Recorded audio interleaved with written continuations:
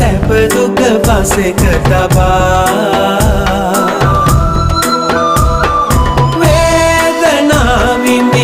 මිනිසුන් සොය සොය ඔබ දෙසුදම් මග නොවේ නිමා වේදනා විඳි මිනිසුන් සොය සොය ඔබ දෙසුදම් මග නොවේ නිමා නෙත සිත තුටු කළ බුදුරුව බුදුබණ ඉතිපිසෝ භගවා අරහං සම්මා සම්බුද්ධෝ ඉතිපිසෝ